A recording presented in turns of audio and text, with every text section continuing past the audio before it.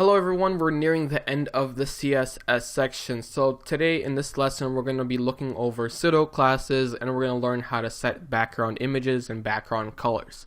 So the first thing we're going to start with is pseudo classes. Now pseudo classes will allow us to select the different states of an element. Now the element we're going to most likely be using with pseudo classes are links. So let's go ahead and make a link.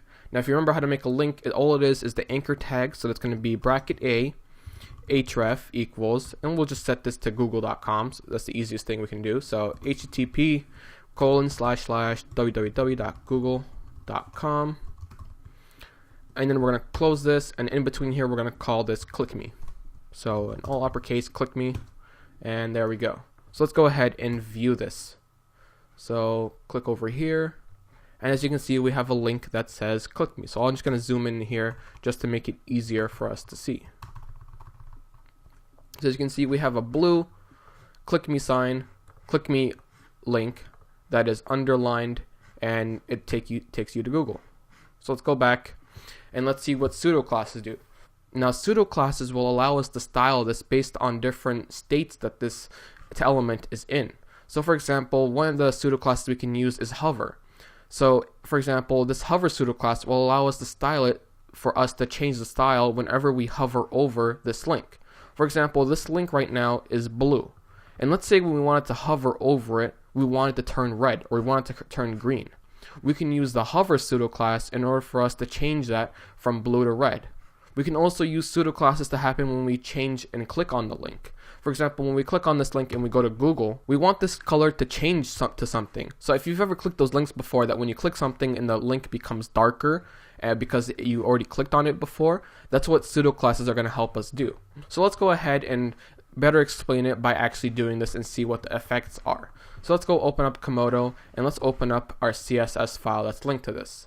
Now the way we select pseudo classes is actually pretty simple. So we're going to write the selector that we have, which is the anchor selector. So we're going to write A. Now we want to assign a pseudo class, and we do that by putting a colon. And then now we're going to choose the pseudo class we want. For example, we're going to start with hover. We want to change what happens when we hover over the link. So we're going to choose hover. And now we're going to give ourselves a space, and we're going to put our curly braces, so now we can style this whenever we hover over it. So let's say right now it's blue, and let's say when we hover over it, we want the color to become red. So now we can set the color to red. It's simple as that. Let's go and save this and refresh. Now as you can see, it's blue right now, but when we hover over it, there we go, it's red. So as you can see, it's pretty cool, it's pretty neat. It allows the user to know that they're over something. You know, because if you didn't know any better, you would have thought this is just a text, this is a picture, but now you know that when you hover over it, hey, it does something. It's telling you, hey, I'm changing because you hovered over me and I'm something you can click on. So click me. So that's really great for pseudo classes, and as you can see, it works really well. Now let's work on another one. Let's try all links that were not visited. So let's do anchor tag with the colon, and then the one where we select a link that hasn't been visited yet will be link. And as you can see, we can create this color to be red. So color red. So all this will do is it will tell our CSS file and our HTML files that, hey, if there's a link that you haven't visited, then I want you to make that color to be red. So let's go ahead and refresh our page. Now most likely it should become red. So now it is red because nobody's clicked on this yet. But let's go ahead and change this so that when somebody clicks on something, it changes colors. So let's go ahead and click this just to try this. So let's open in a new tab.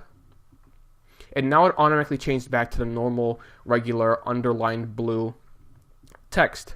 Now let's go ahead and change this color whenever someone clicks it. So as you can see, now we have it as blue.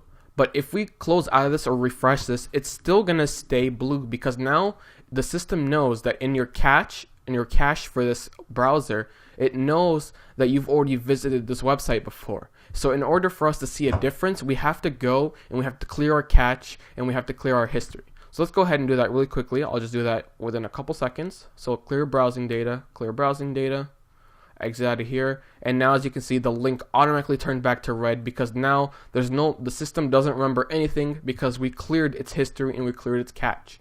So let's go ahead into Psuedo and style this a little bit more. So now we have a rule that's telling us that, hey, any links that we haven't visited, make the color red. Now let's do one where the links are visited, and instead of making that standard blue color, let's make it one that it turns green, for example. So we're going to use a colon, and we're going to call this visited. Now that's the pseudo class that we're going to use for any links that have been visited. Now let's make this color green. As you can see, we made it green, and now let's go ahead and refresh this page. So as you can see now, the link is red because we haven't clicked on it yet, but once I click this and open a new tab, the link automatically turns to green, and now our pseudo classes are fully working.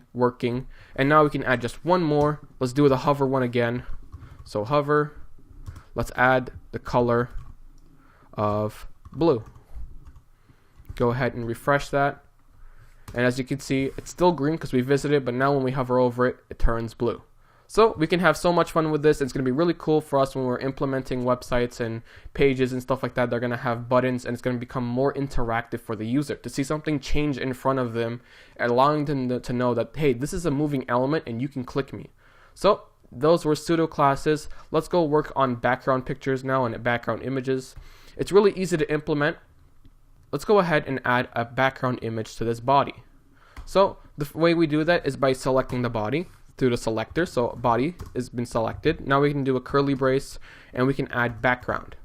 So now we can make a background image, a background color. We can do all sorts of things with backgrounds. So let's do background color first. So background dash color. And now we can select the color. For example, let's do blue. Easiest one to do. Let's go ahead and save that, and let's see what this will do. So there we go. As you can see, we have a pretty bright blue, and it's our background color now. So the entire body has been changed to the color blue. Now we don't always have to put blue. We can put all types of colors, RGB, hex colors, and we can make this background whatever we want. We can also make a background image. Using the same thing, instead of background dash color, we're going to use background dash image. And then now we want to use a URL because we want to tell the CSS file, hey, where is this background image you want me to set as? So we'll use URL, and in parentheses and in quotation marks, we're going to write the file name of our background. Now let me go into the directory that I have so far and see what pictures I have so I can choose from. So I'm going to go to my desktop, web developer course, and you know what, let's make this dog.jpg. I have that in there, so let's go and make this dog.jpg, and I'm going to go ahead and add a semicolon and save this. Now my background image should be a dog, and as you can see, it's a dog that's been blown up really badly. So that's it. Now you know how to set backgrounds, and now you know how to work with pseudo classes. We're almost done with the CSS section. In the end, we're going to combine everything we know, and we're going to make a super nice looking website. So until then, see you guys in the next one.